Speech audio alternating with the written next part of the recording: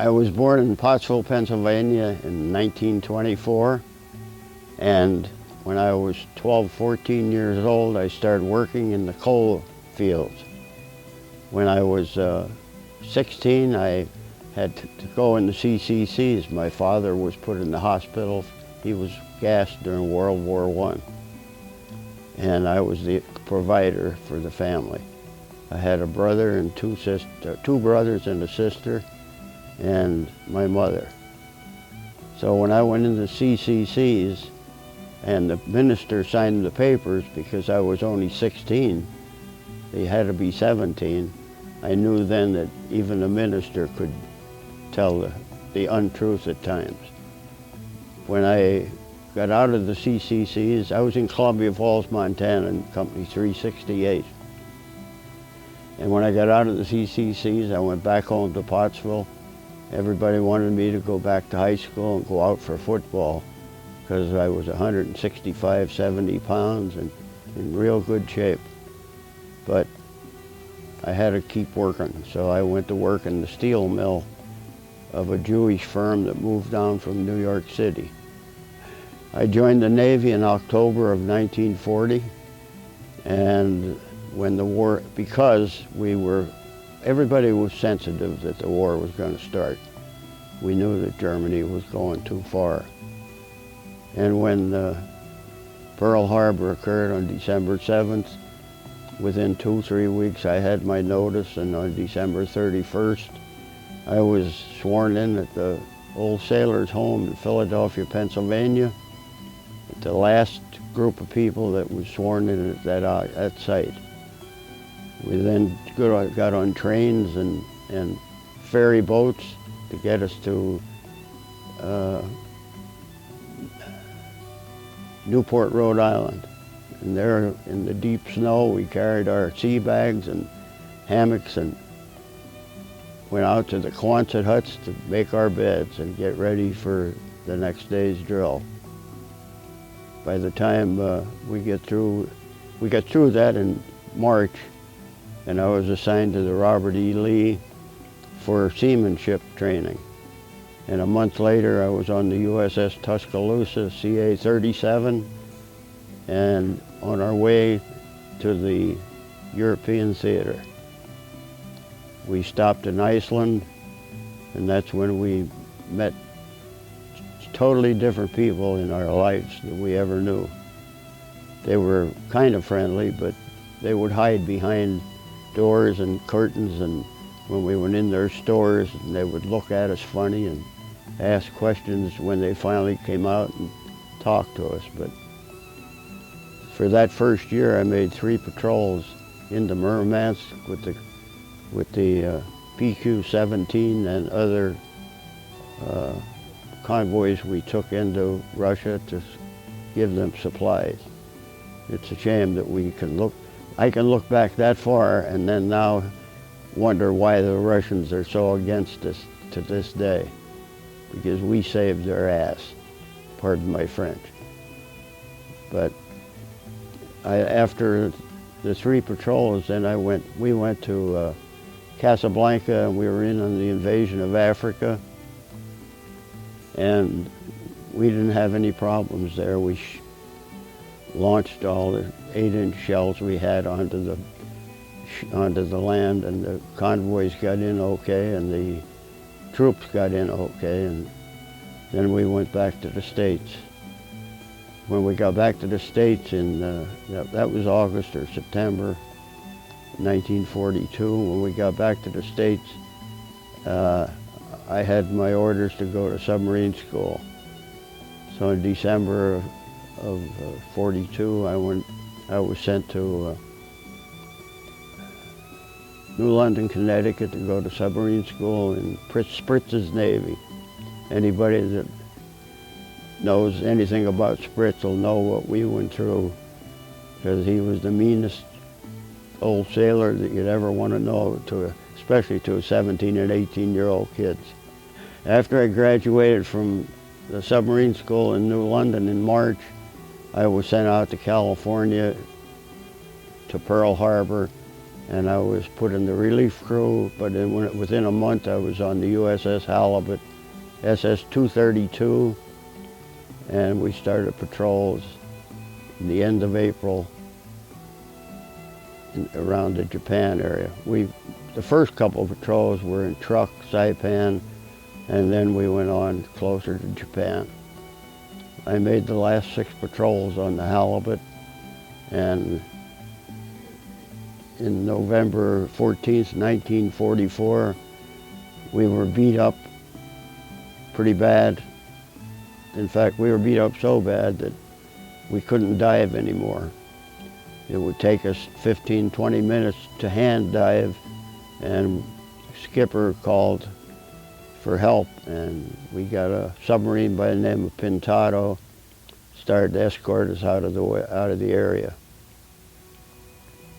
The Japanese had a new weapon at that time. It was called Jiki-Kon-Tiki, and it went over us twice, and where the X crossed, that's where they dropped the depth charges, and that's why we were so beat up. They were so close to us. Some of the engineers, after we got back to the States, told us the depth charges were within 25 to 50 yards from our hull, and that's why our hull was damaged from the bow to frame 58 in the control room. I was in the forward torpedo room when everything happened with a guy named Ed Berthow and a guy named Noonan from Connecticut and Massachusetts, and Jimmy McConnell. Berthow is the only one that's alive today, and myself. The rest are, in fact, there's only about 8 of us left off the Halibut alive today. The rest are all deceased. I know some of the widows, and I visit one of them up in Olympia with my son Fred every now and then to see her and her sons and Tommy's son. They had 3 sons, all nice people, pilots, veterinarians, and ranchers, now in their retirement years. Well, we have a battle flag that has 28 flags on it, but it's not all for ships. It's so many for ships, so many for islands that we bombarded, and so many for sampans that we surfaced and bombarded. But out of the credit of 28 ships, I think what we ended up in the war was 23 or so, using Japanese records and the other records. I don't know how they did it. JMAC changed everything after the war to their desire, I guess. You know, things were different on a submarine. When it got that tight, you just worked. Everybody had to work together, and you didn't have time to think only of what you were trained to do. And we had a loose torpedo in the room. It was on its skid and strapped to the skid, but we were moving the skid back and forth for a reload when we got hit. Yeah. And the whole skid jumped what we thought was 4 to 6 inches, but luckily it fell right back, and as it got close to the stop, the guy that was on the lock in each end just automatically locked the torpedo, or it would have been in the bilges. But no, I don't know of anybody that acted scared at all until after. Ours was one of those after the fact scaredness, when you think of what could have happened. There was no time for practical jokes, no. Now, I just had a book written by a guy from USSVI, and I gave it away because I couldn't stand the practical jokes that they were. When I think that they're talking about $1 million submarine versus what ours was, I wonder if the politicians read that book, what they're going to think about. What are they doing on those submarines at sea? No matter what compartment you went in, you automatically rehearsed certain things. So if something happened in that compartment, there was no time. Yeah. no time to play games. Best times was drinking and fighting. In those days, the shore patrol would stand and watch 10 and 15 fights going on at once in the corner, like in San Francisco when we were back after that patrol, we got beat up. They didn't bother us. They thought we were venting.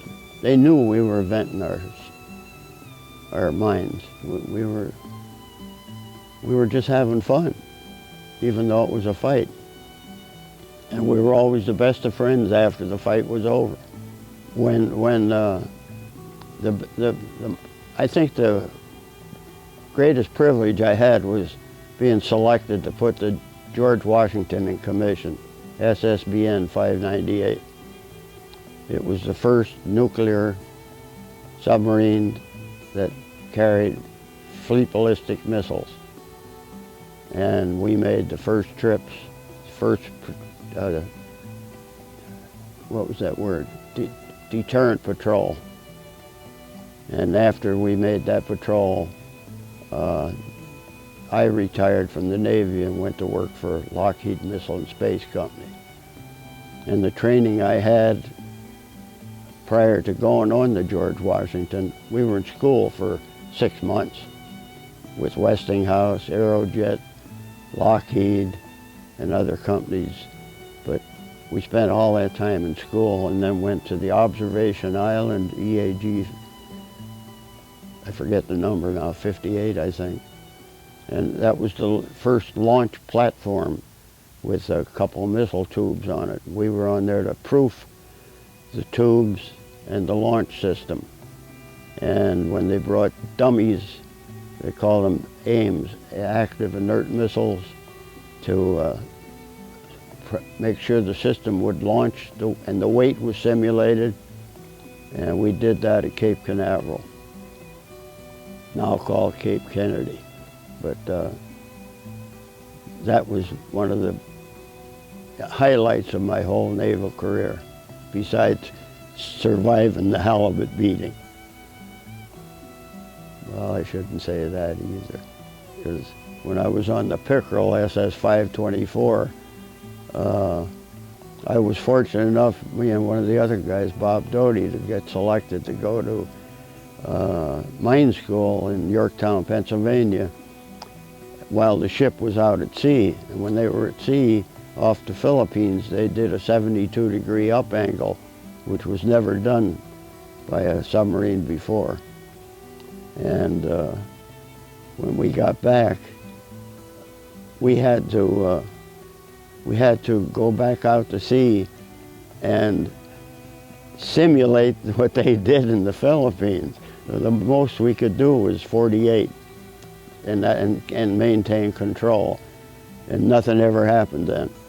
But when they did the 72, they broke 26 cells in the forward battery of the battery compartment, lost the gyro, and when those guys came in, other ships took pictures of them. Their eyes looked like they were bulging out of their heads.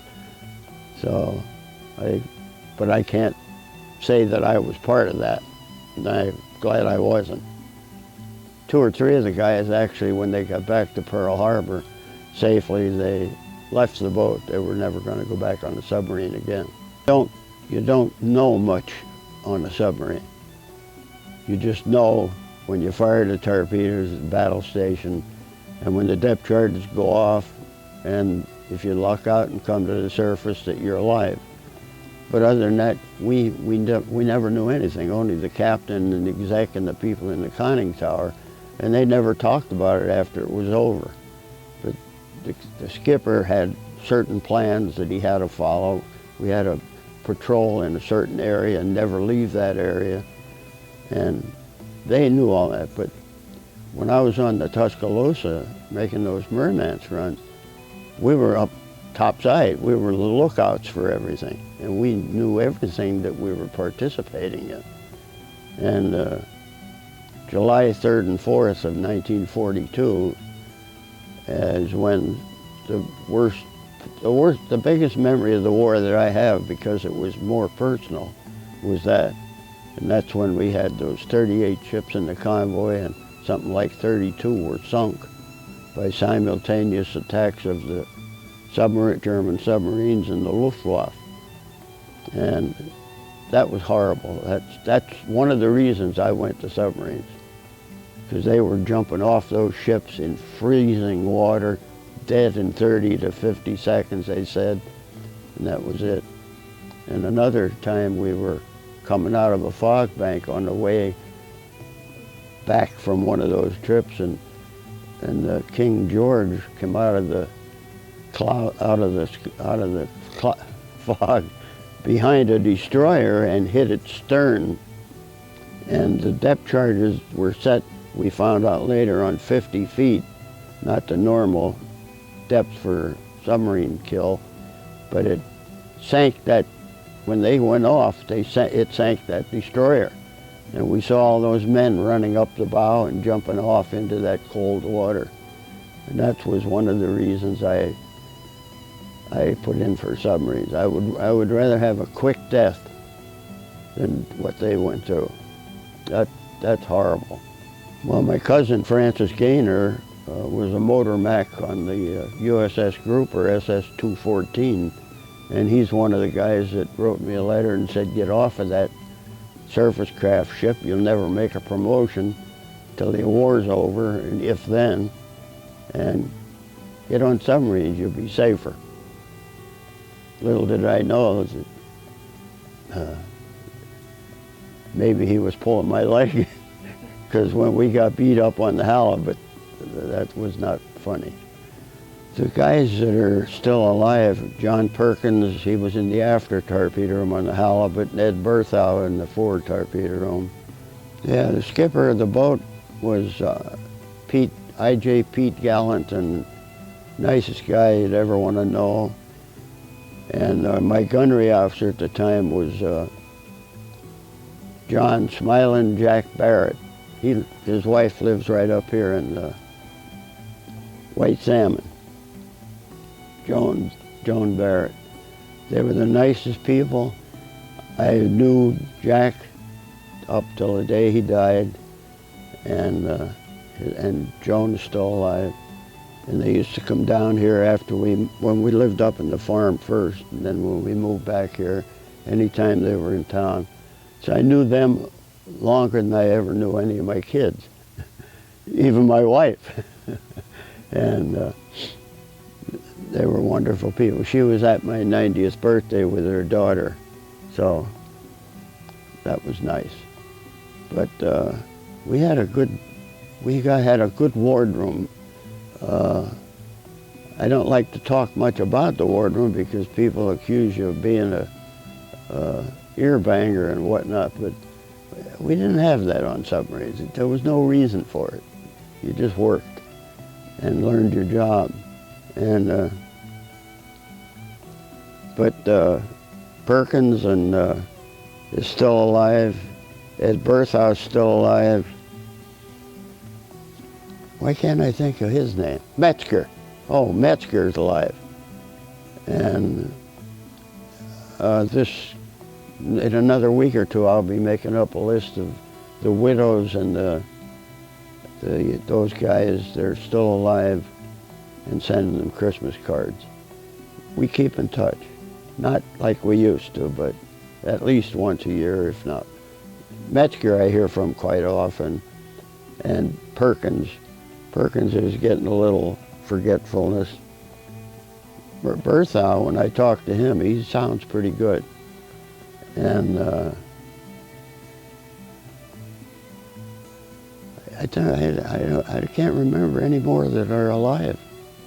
Well, most of the memories of those that passed away were just not just crew members of the halibut, but other submariners that I learned to know over the years that were on other boats. But their names are gone.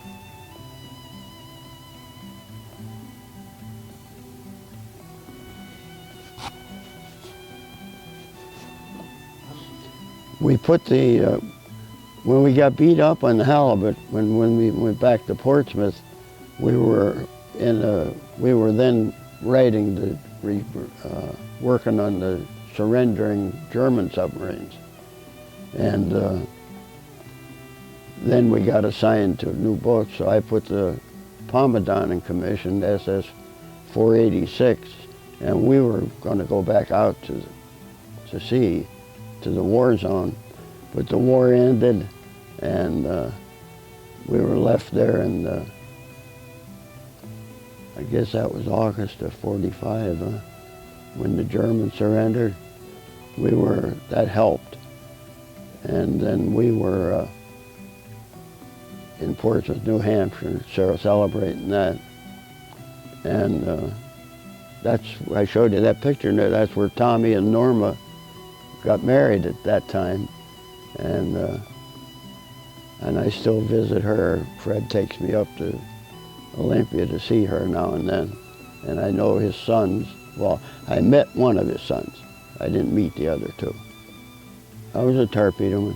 And when I went on the George Washington, we were all torpedomen then in the missile compartment. And they wanted to change our rate. And we kind of rebelled. And Jim Osborne, the skipper, said, "These guys are going to retire in a couple of years. Let them alone. They're torpedomen." He was a character. Him and Pat Hannafin was the exec. They're both deceased now. Talk about nice guys, man. I don't know of any bad people who's on submarines. Enlisted officers, every now and then we'd have one, but if the crew didn't take them on the beach and kick hell out of them and make them wake up, why, he got transferred. After I went to all the schools and was on the George Washington, I was hired by Lockheed, Missile and Space Company. And I worked for 25 years for Lockheed in the shipyards and back in the home office, working on the new FBM submarines. So yes, my career was U.S. Navy for 45 years, really, even though I was working for Lockheed. Yeah, I was a member of Submarine Veterans of World War II, and in 1980 I became a member of U.S. Submarine Veterans Incorporated, which was for the people after World War II. The nukes. And I had the privilege of being elected the national commander of USSVI in '84 and '85. And then in '96, '97, I was the national president of U.S. Submarine Veterans of World War II. Now, some people would argue with me, but the happiest I was, really and truly, was on this 40-acre farm with my Kubota tractor. And I wish I wouldn't have sold it.